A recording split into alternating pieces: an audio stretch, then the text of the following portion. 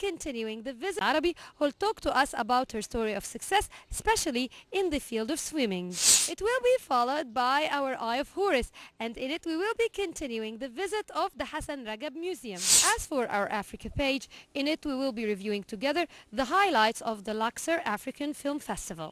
In our culture review, we will be attending the honoring of Dr. Hassan Ragab. Finally, in our NGOs page, we will be celebrating together Orphans Day.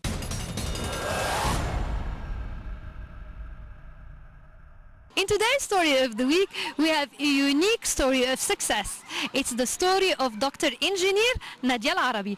Dr. Nadia is a fine and unique example of success because she was successful as an engineer and also as an athlete. And she's a fine proof that age does not matter. You can always continue in your success on different domains.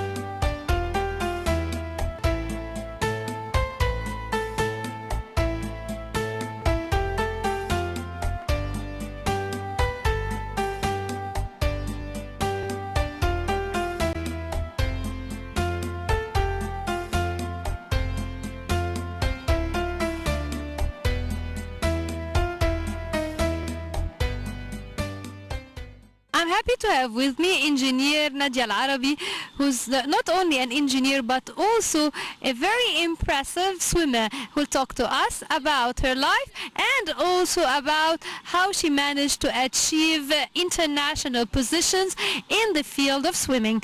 Welcome, Doctor. Oh, well, thank you. Welcome to you. First of all, I'd like to ask you about, first of course, your work, because you were an engineer. Why did you decide to study engineering?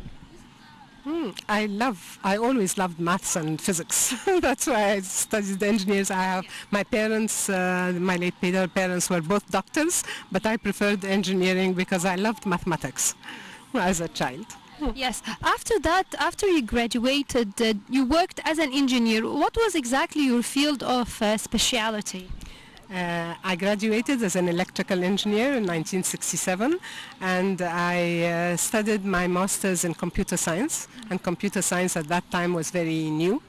I worked at the National Research Center in Tahrir Street, and I took my master's, and then I studied for my PhD in the United States. And then I came back and I started working in different companies. I worked in the Academy of Science, and I worked in a construction company. I worked in different fields. I was working mainly in the computer center, or at the end I was working as a project manager with the USAID for writing proposals for projects. Doctor, you mentioned that you worked with the National Research Center here in Egypt. So how do you find scientific research in Egypt compared to abroad, since you've studied abroad?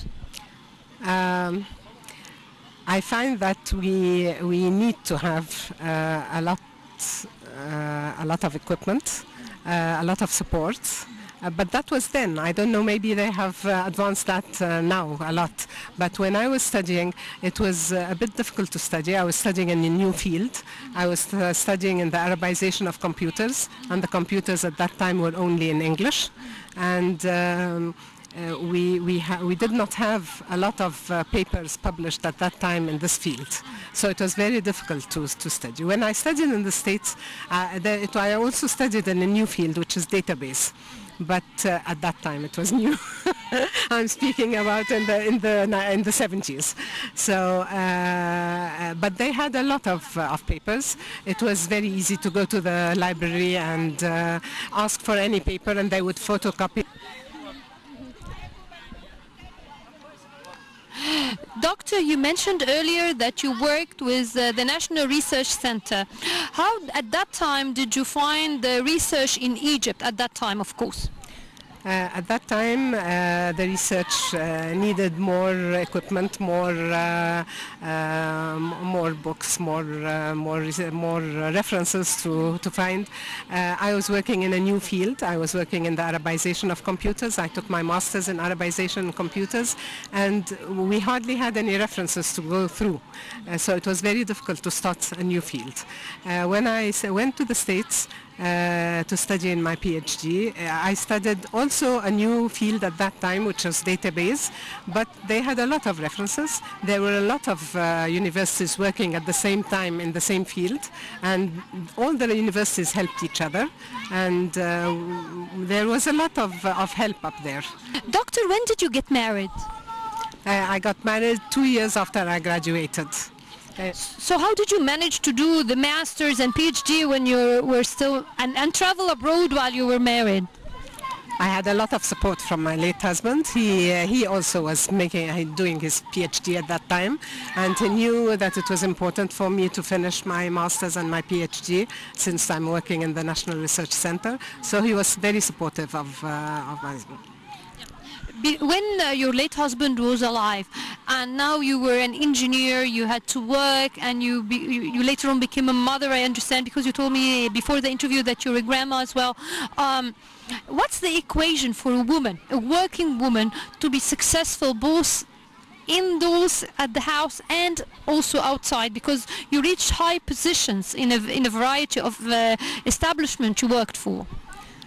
Well, we always say that behind a great man is a great woman. Behind a great woman is a great man also. You have to have coordination in the work. You have to help each other. If someone is not helping, it just doesn't work. But if you have support from your husband, from your partner, whoever it is, you can do a lot of things. Doctor, actually, although now you are an international masters swimming champion, but this is not your first championship, because actually you were a champion during at university as well. Would you talk to us about swimming during your university studies? During the university, actually, I was playing a lot of things.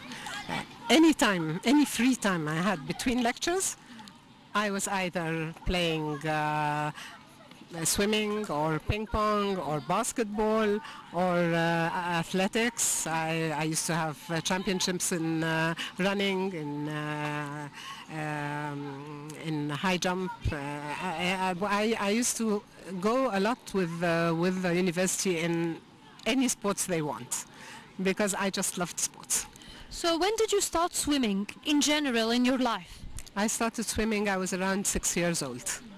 I started learning swimming, and I swam for the club here in the Gezira Club. And when I went to the university, I continued for any competitions they had. I used to participate in. So, doctor, can we move to the pool together? Yes, sure. And there we'll continue our interview. Okay, let's do that. So let's go.